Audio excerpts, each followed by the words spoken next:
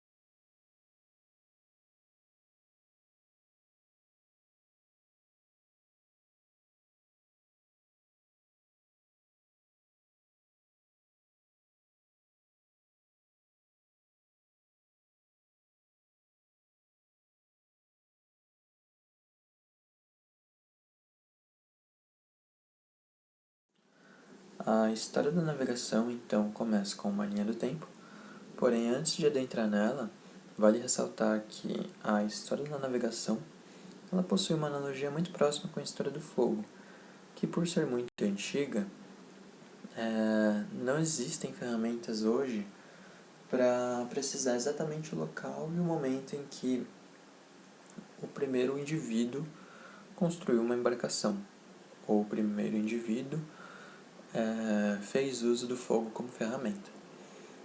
Então, nesse sentido, o grupo optou por tratar mais especificamente das civilizações ocidentais, que possuem maior proximidade cultural com o Brasil, e também foram aquelas que desenvolveram as maiores tecnologias nesse setor. Bom, então vamos começar. O início da apresentação começa com uma exceção, a única, que trata da civilização da Polinésia, no século XVI a.C., que construíram embarcações de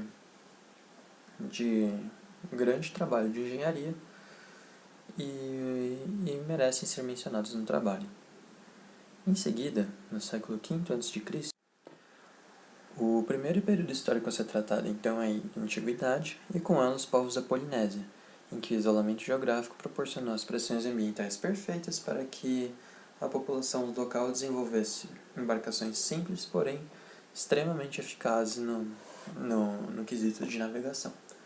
Um exemplo disso é que uma réplica perfeita da canoa de 2 cascos, símbolo da navegação na região da Polinésia, foi usada para dar uma volta ao mundo em 2017. Mais adiante, a gente tem como destaque a civilização grega, ainda na Antiguidade, em que pressões bélicas com cidades-estados rivais e mesmo outros impérios, como o Império Persa, fizeram com que as embarcações dessas civilizações sofressem adaptações bélicas. Então, a embarcação Ariete, por exemplo, que é uma das mais famosas dessa civilização, tinha seu casco reforçado e uma lâmina em sua proa para atacar embarcações inimigas, que foi uma tática utilizada ainda depois, muitos séculos depois. A Idade Moderna teve uma contribuição muito importante para a navegação, e esse período histórico teve início em 1453, com a tomada de Constantinopla pelos turco-otomanos, e seu fim em 1789, com a queda da Bastilha e a Revolução Francesa. Nesse meio tempo, algumas monarquias europeias estavam expandindo seu poder, e com esse acúmulo de poder veio também uma expansão marítima para outros continentes. Ela se deu principalmente devido a evoluções tecnológicas na questão das navegações e também armamentista. Com isso, houve o descobrimento da América e de rotas comerciais para a África e Ásia, que deram origem ao acúmulo de capital nos recém-formados estados modernos e, com isso, o desenvolvimento da sociedade capitalista como a gente conhece hoje. Então, de novo, a história da navegação tendo um grande impacto na sociedade contemporânea.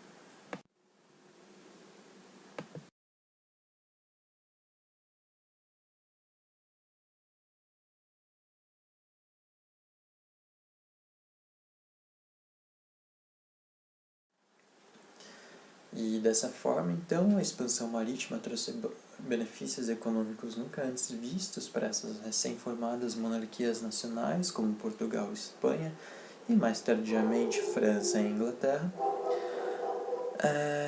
e fundamentou também, retomando, as bases para a civilização capitalista como a gente conhece atualmente, dando força à questão do livre comércio e mais posteriormente aos direitos à propriedade privada e liberdades individuais.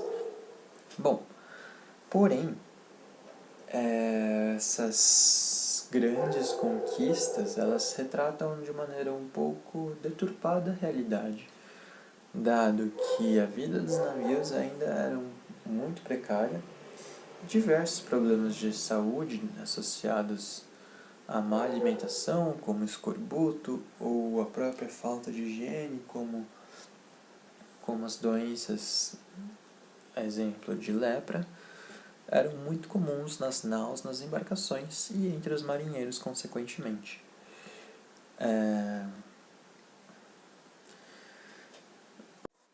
Outra menção honrosa vai para a Espanha, que iniciou um tanto tardiamente em relação a Portugal, porém veio a fazer muito sucesso com sua expansão marítima, dado que descobriu reservas de ouro e prata muito ricas no continente americano, e com isso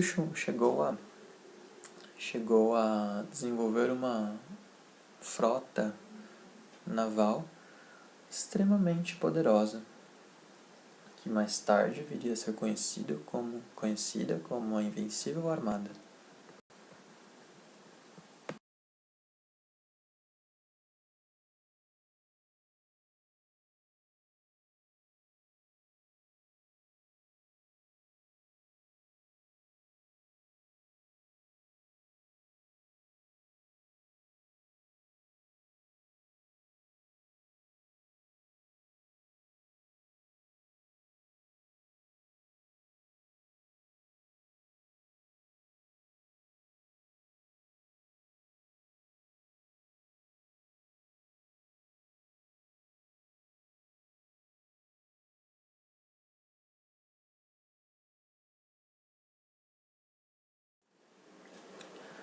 Na tela, é possível enxergar uma representação esquemática de como seria uma nau portuguesa típica na época, e logo abaixo de uma caravela, uma embarcação parecida, porém com um porte um pouco reduzido em relação à primeira.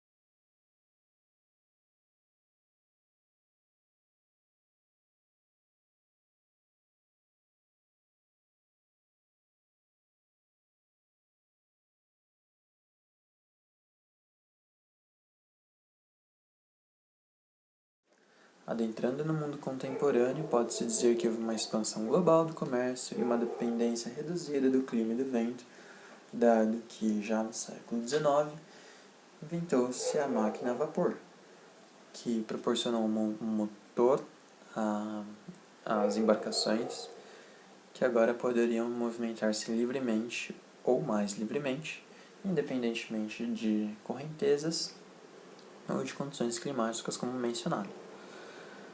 Essa transição foi gradual e o fim das embarcações à vela veio de fato no século XX, quando o motor a combustão acabou com qualquer saudosismo atrelado à idade moderna.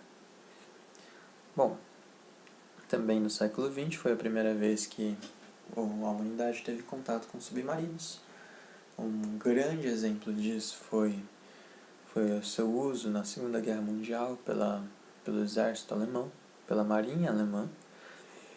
E também um pouco mais adiante, no século XX, a corrida espacial proporcionou novas formas de orientação geográfica que auxiliaram também a navegação nos oceanos do mundo. O surgimento da tecnologia nuclear. Por fim, temos as perspectivas futuras para esse setor de navegação. E nisso pode-se dizer que não existem grandes projetos disruptivos em andamento, mas o que há são melhorias incrementais em cruzeiros e outras embarcações, tanto militares, obviamente, sempre existem melhorias no setor militar, quanto no setor civil, no setor comercial. Algumas utopias vêm de algumas parcerias em que visionários projetam a existência de navios voadores, porém está longe de se tornar uma realidade nos próximos anos.